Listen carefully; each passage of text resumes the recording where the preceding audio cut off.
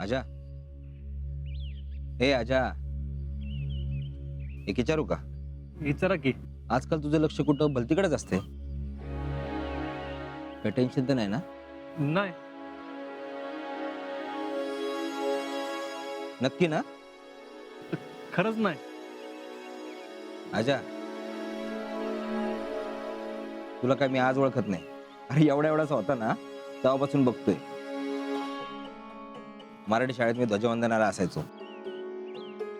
तेव्हा अशी छाती बाहेर काढून लेफ्ट राईट करत तू कडक सालीट ठोकायचा. तुझ्या छातीवर तिरंगा असायचा पण माझी छाती भरून यायची. बाबा आजा, तुला कसलं तरी टेन्शन नक्कीच आहे. पण एक गोष्ट लक्षात ठेव, टेन्शन कशाचं बी असलं तरी डगमगायचं नाही. त्याचा धीराने सामना करायचा. काय? वय फौजी. अरे नुसतं वय नाही, तसं वागायचं. कसं आहे, तुझी अवस्था मी समजू शकतो. अरे आपली मुळं, आपलं घरदार, आपली प्रेमाची माणसं मागं सोडून तिथं बॉर्डरवर बंदूक हातात घेणं सोपं नाही. तरी बरं आहे अजून तुझं लगीन नाही झालेलं.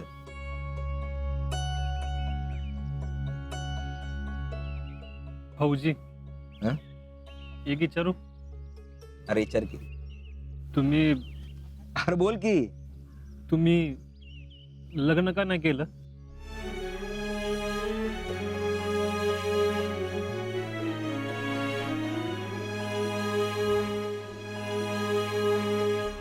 आजा, तर सांगू, हे विचारणारा तू पाहिलंय. माझं काही चुकलं का? अरे येडा नाही, तू चुकलं म्हणून नाही. खर तर विचारून तू तुझ्या माझ्यामधलं अंतर कमी केलंस.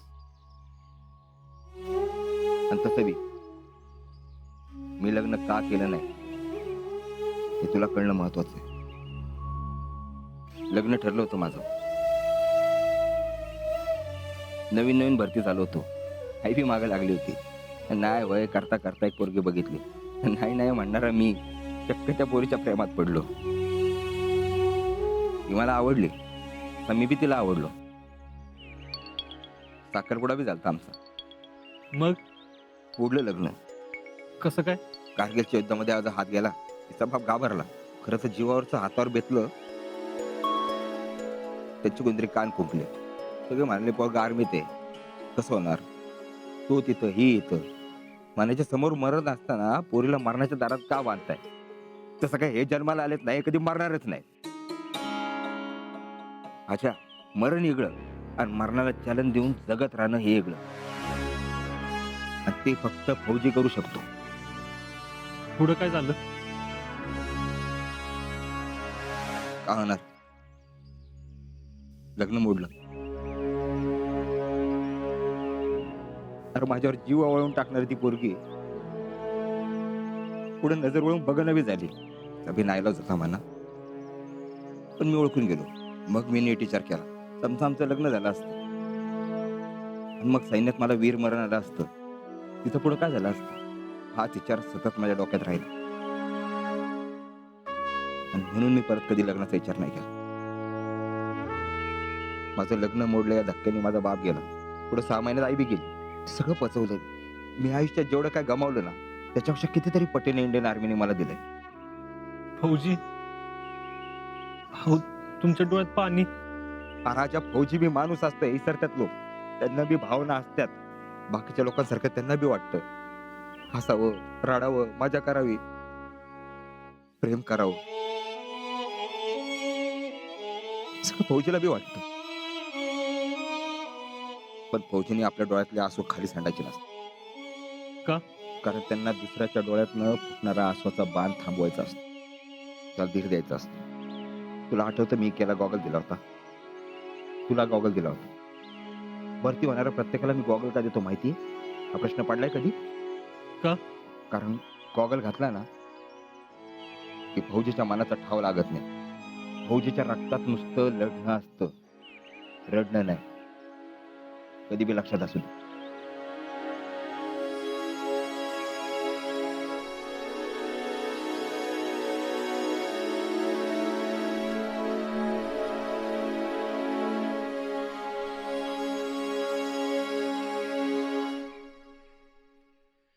आज्जा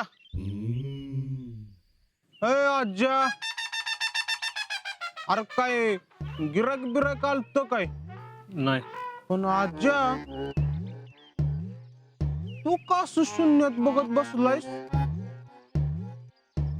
हा काय विचारलंस काय शीतलला हा माझा काय तुझ्यावर भरोसा नाही बाबा राहुल्या,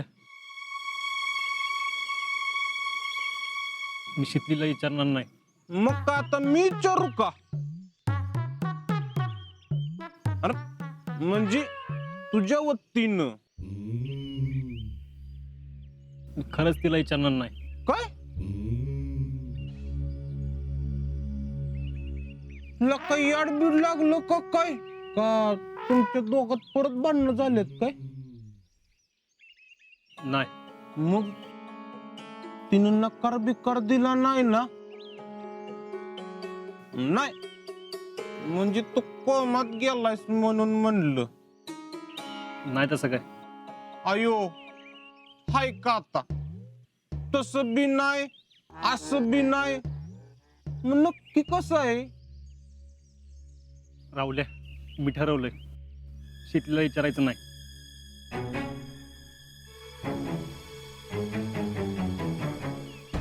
अरे पण का राहुल्या, काय विचारू सांग ना. माझ्याकडे काय विचारण्यासारखं. मला नाही बाप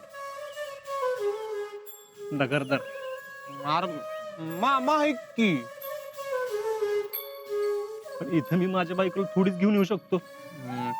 ते आपण काय तर करू तू नको टेन्शन घेऊ राहुल्या, अरे मी आता फौजी आहे. माझ्या आयुष्याची काय गॅरंटी रे. मला तिला नाही फसवायचं. मला खोटी स्वप्न नाही दाखवायची तिला. अरे मग तिला हे स्पष्ट स्पष्ट सांग की आणि तिचा जर ह्याला होकार असेल तर कुणाला भीतीस मी ऐक की मला वाटतं हा विषय पुढे जाण्यापेक्षा इथंच थांबलेला बरा. होईल काय दिवस त्रास, नंतर सगळं ठीक होईल. अरे आज्या लका शीतलच काय मग राहुल्या, मी हा निर्णय शीतलकडे बघूनच घेतोय. मला तिला दुःखात नाही बघायचं. ती अशीच हसत राहायची असेल ना तर मला हा निर्णय घ्यावाच लागणार. आणि हा माझा फायनल निर्णय आहे. मी शीतलीच्या आयुष्यातून लांब जाणार.